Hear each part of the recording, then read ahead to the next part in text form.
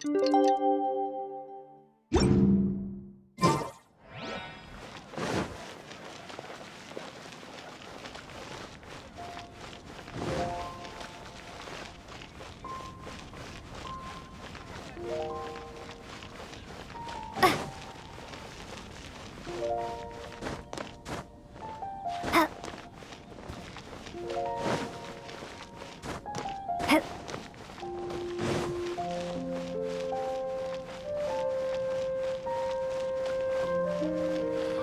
all for my daughter.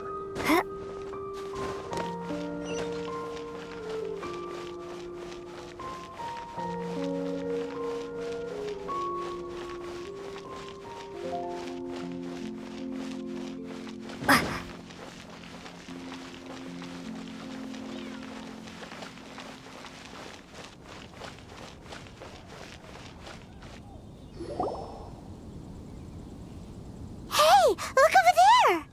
She's all by herself, right? Because she's acting as if she's talking and laughing with somebody else. Paimon's creeped out. What? You mean you used to act like that too? So is this an invisible friend who hangs out with you sometimes? Or do they just exist in your imagination?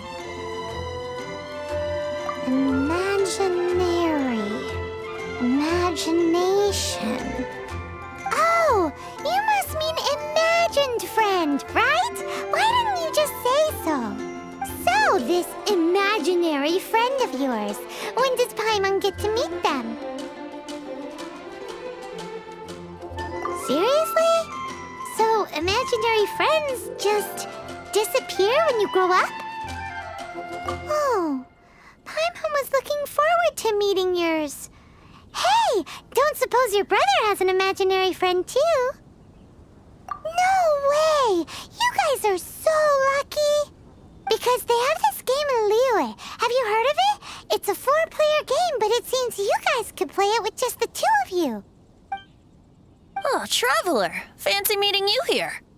Tone-deaf bard. What are you doing here? I'm here because Lisa has been making some exciting new contraptions. Why does the thought of Lisa's contraptions make Paimon so nervous? Come now, that's no way to speak about the elegant Miss Lisa. For this particular contraption, Lisa had to import some dangerous materials from Sumeru. Dangerous? That's right. Looks like a monocle, but actually it's called an Ernama detector. Sadly, Lisa isn't able to use it herself, so I'm borrowing it for a while. And also, I'm testing it out for her, to see if it actually works. Huh? Why can't Lisa use it? Perhaps it's because she lacks a certain childlike sense of wonder. Or maybe there's some other reason for it. If you want to know for sure, just ask her yourself sometime. So, you can see them? Go on, tell us. What does his imaginary friend look like? That would be telling. Anyway, it's all yours now, Traveler. Take a look. See if you can see Nora's imaginary friend. Do you see him? Do you see him? So it does work for you too. Paimon wants to see? Wait, but this gizmo isn't in Paimon's size. All right then, you'll just have to be Paimon's eyes on the ground. Let's go see what everyone's imaginary friends look like. Flora from the flower shop always seems kinda floaty-headed, you know? Paimon bets she has an imaginary friend.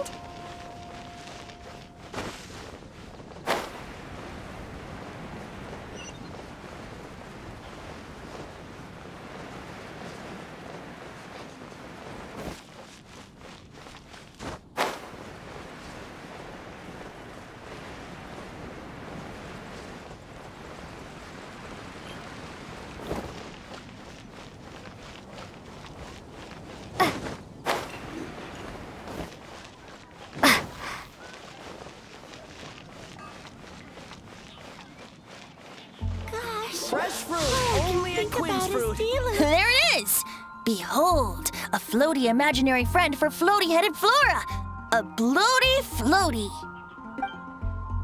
Wait, imaginary friends can be plants now?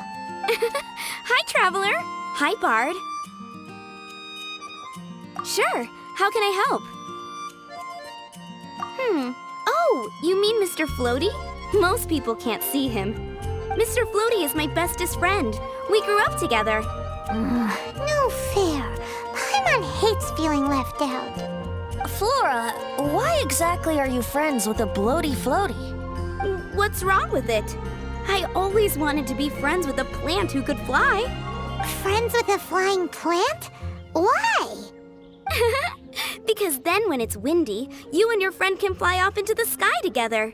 You gotta admit that's pretty cool. Isn't that called being blown away? That's what some people like to call it. I only found out this plant existed from an explorer who told me stories of his adventures. I think his name was Stanley.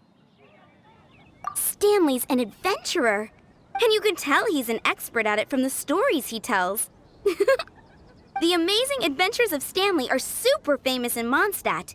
He's in the city at the moment. You should go ask him to tell you some of his stories. That sounds like a fun idea for next time. But right now we have other things to attend to. Flora's a pretty mysterious kid. Which child shall we interrogate next? Paimon's thinking.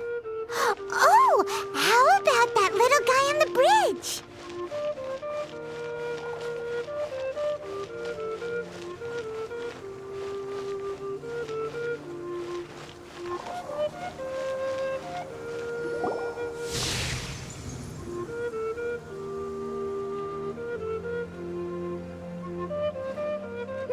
No way!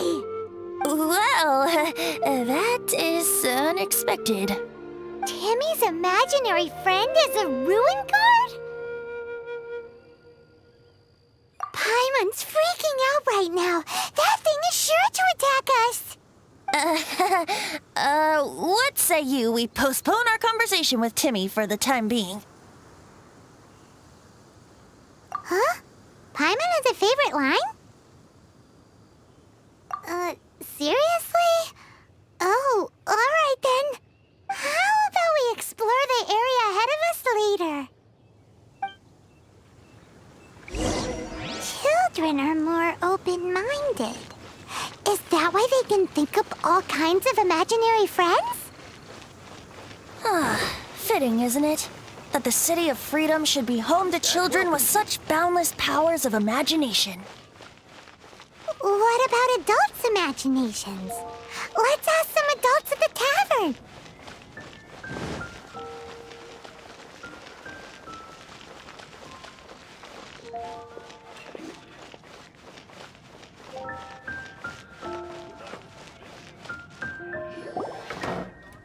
The thing about wine is, you have to drink it at the tavern or you miss out on half the fun. Seems to me you'd find some way of keeping yourself amused even if you drank alone.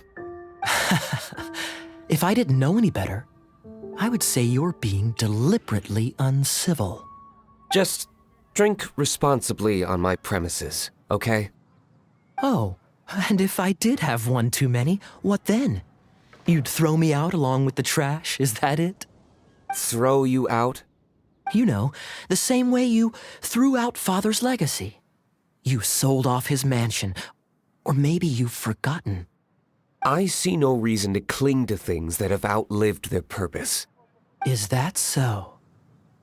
Then I trust you were most swift indeed to part with a certain vase? Sorry, I have no recollection. That's odd.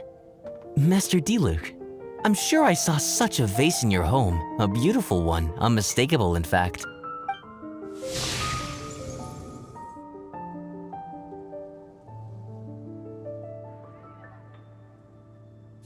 Seems our suspicions were right. Grown-ups don't appear to have imaginary friends. Like I said, a lack of childlike wonder. So people just stop dreaming when they grow up? Okay, well, Paimon, for one, never wants to grow up. This raises an interesting question. At what age exactly do people's imaginary friends disappear? Let's go and check.